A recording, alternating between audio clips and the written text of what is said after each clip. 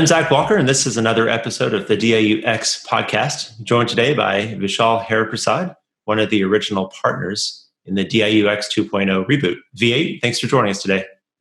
Zach, always a pleasure.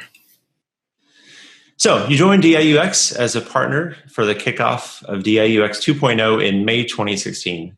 What is the story of how you got to DIUx? Well, it was a long journey, actually, from 2016. It was 4 years since I left active duty. And in that time, I was fortunate enough to meet Raj when I was still at the NSA working there on active. And, he had convinced me at that time to go start a cybersecurity company with him. We did that.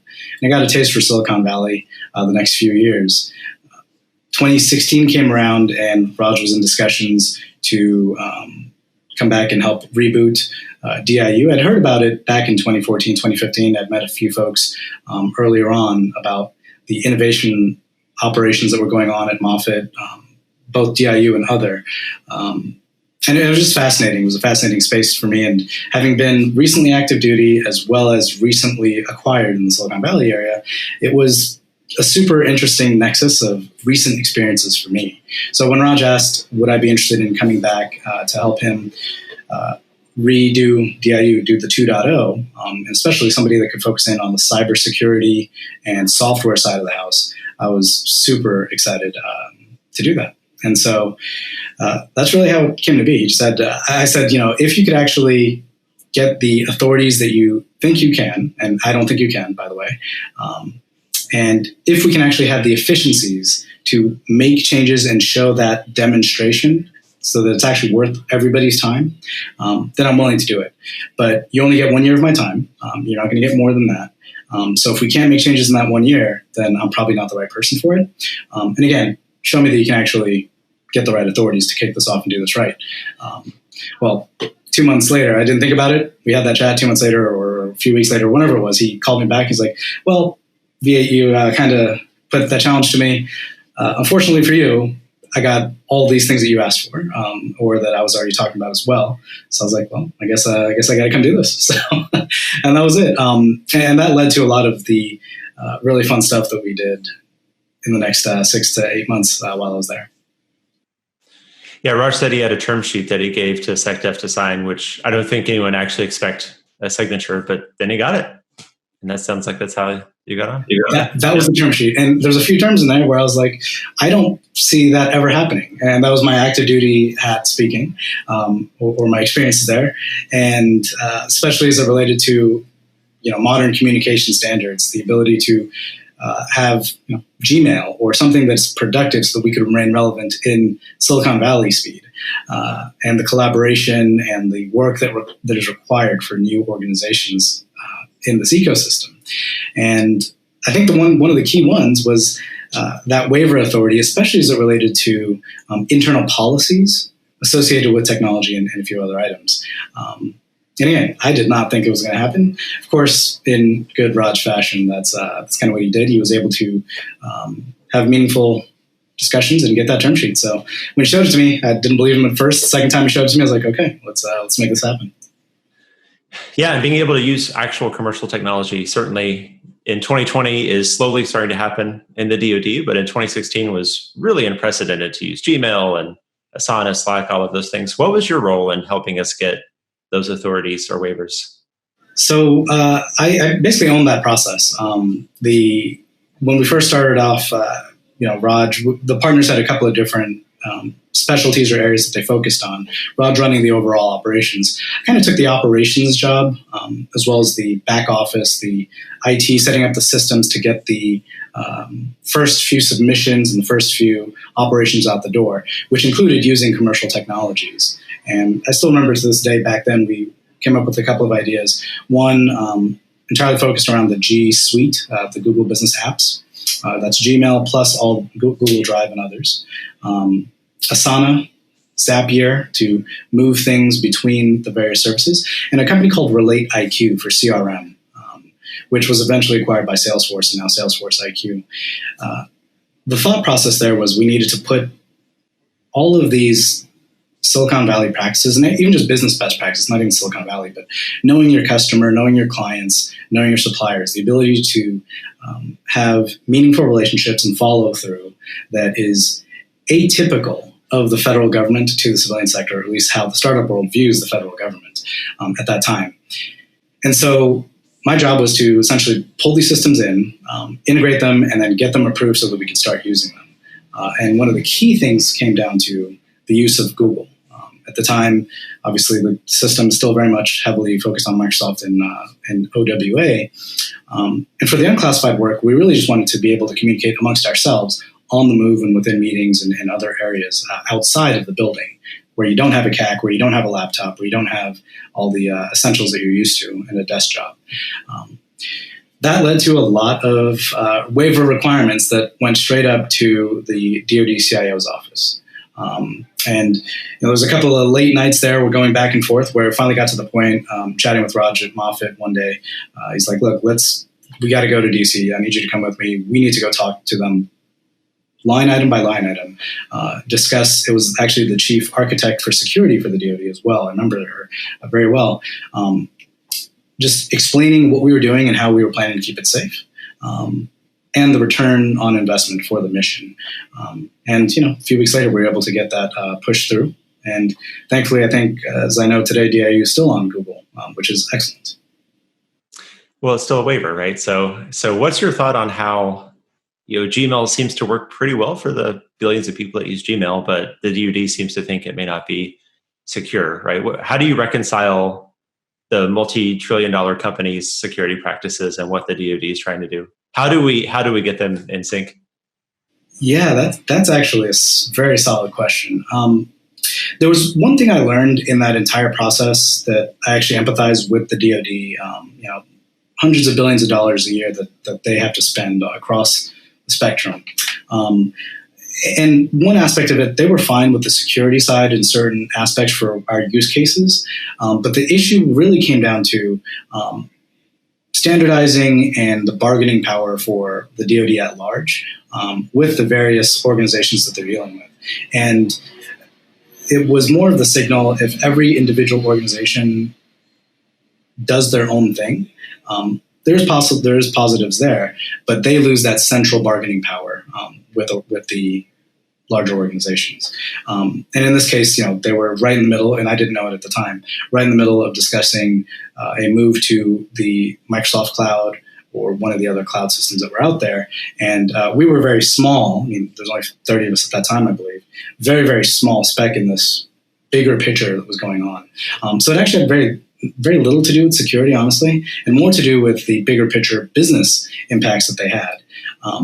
Now, as a security practitioner separately, outside of the DoD, what I say to all the companies that we work with is, unless you are a Global 2000 or you have a full-time security staff, you should very much rely on Gmail or Microsoft and the security that they provide inherent in their cloud systems. I know my business personally right now in the civilian world, we're focused on and entirely around Google.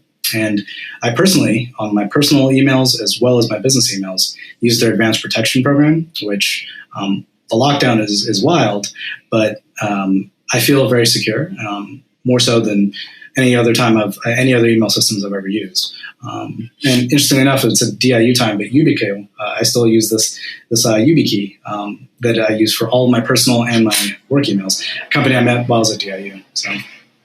Yeah, I mean, that really is the DIU model that we're trying to bring to DoD, is find the best technology in commercial world, bring it in, and just let them do that for us instead of trying to build it ourselves at far higher cost and far less effectiveness. Just kind of standard acquisition overhaul. Kind of on that note, though, when it comes to that initial success that we had in the 2.0 days, the authorities, leadership, people, curious your perspective on that, because even on the cybersecurity side, it sounds like it was maybe less the technology and more of the leadership, and of course authorities were a big issue. But how do you reconcile all of that? Is there any way that we could have had the same success with a different set of people, or if we had never gotten that waiver from DoD CAO, or if perhaps we didn't work for SecDef directly?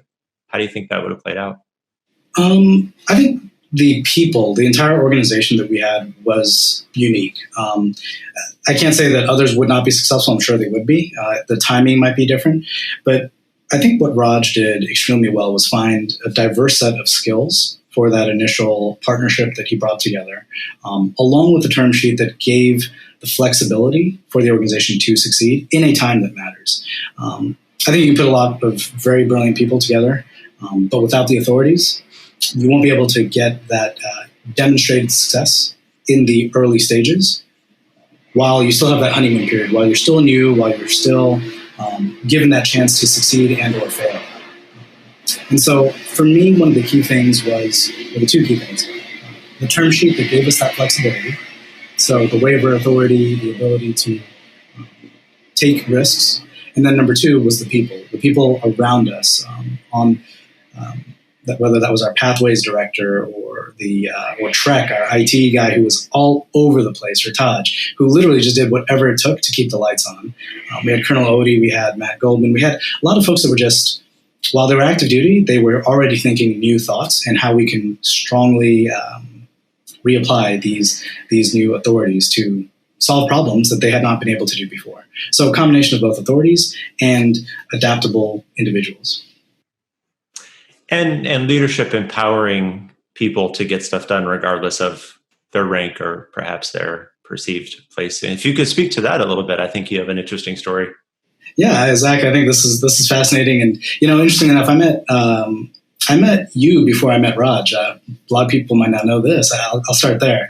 As a young captain, running an NSA team over in Iraq. I think you and I met, was it Camp Adder, I believe, in southern Iraq, Salil Air Force Base, or Adder. We were in the 219th Battlefield Surveillance Brigade talk. It was, I think, Army Captain Zach Walker. I was Army Captain Zach Walker, yeah. Totally. That's right. So actually, my story for DIU comes interestingly. I met you well before I met Raj. I met Raj after that deployment. But I remained a captain. I went back to the NSA, as I said earlier, and that was my final time on active duty. I left. I was going to go do my PhD in math and join the reserves, which I did end up doing the reserves. I met Raj, and the rest is through what you know to this point. For me, though, when Raj asked for me to come back in, I said, is it possible for me to come back in as a reservist? Because when I left active duty, the agency and the Air Force was reorganizing for what was to become 24th Air Force Cyber, which has since changed to 16th. They were actually standing down the IMA program, the individual reservists that are attached to the active duty. So I transitioned from active duty to my same unit as a reservist, fully qualified, ready to go there at Fort Meade, right when they got rid of that program. So I ended up not really having much to do in the reserves, and busy enough running a startup or running the engineering team at a startup. I wanted to stay in the reserves, if and only if I could do something that was valuable. And unfortunately, with the IMA program going away at Meade, I kind of didn't have much I could do. So for me, this was very fascinating. This DIU opportunity was a chance to give back and actually reinvigorate my reserve career. So I asked Raj personally, is this something that I'll be able to come back in and just activate as a captain? And that actually happened. So my entire time, a lot of folks don't know this because we never put on uniforms, but while all the other partners were HQE and they asked, they gave me the option for that, I actually opted to come back in full-time orders on MPA days as a captain. So at the end of the day, the authorities that were granted to the position were still amazing. OSD, the fact that we were able to, that Raj was able to get that delegated authority from the SecDef and then provide that to all of us was great. Rank didn't matter. It was about the authorities. It was about the empowerment, as you stated. Yeah, very valuable lesson learned, and one that's a lesson that's lost easily, I think, in a larger DoD. One of the fascinating things, a few months later, I got to sit in at a briefing at the Pentagon, and I remember it was all 3 and 4 stars, and I was sitting there in my civilian clothes, just like my Silicon Valley, the Pentagon version of it, which was jeans and a button down. But I had my CAT card clipped to my chest, and I remember shaking the hands of a couple of folks there, and they looked at the CAT card and they kind of did a double take when they realized that I was, just a captain. Very fascinating lesson for me too, in terms of for me and for them. When I first come in, I'm a partner at DIU.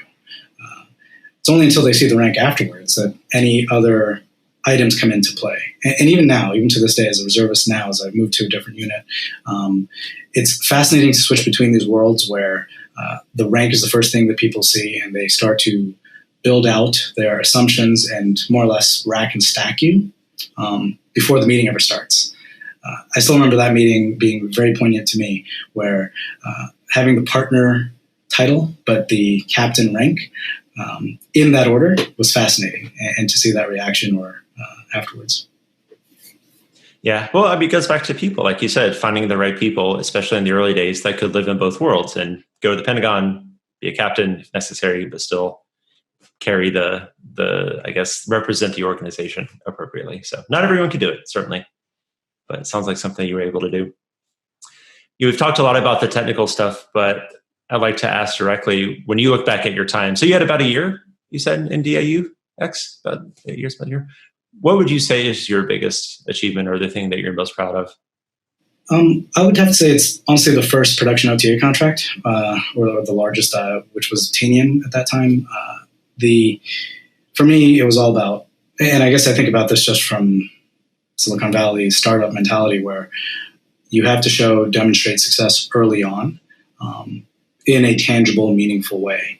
And we saw, I think it was Lauren came up with this, or identified this amazing pathway, the OTA vehicle, that we wanted to demonstrate to the DoD that we can do this rapid acquisition, prototyping, that we have the ability to do this, and we can do it in a time that matters.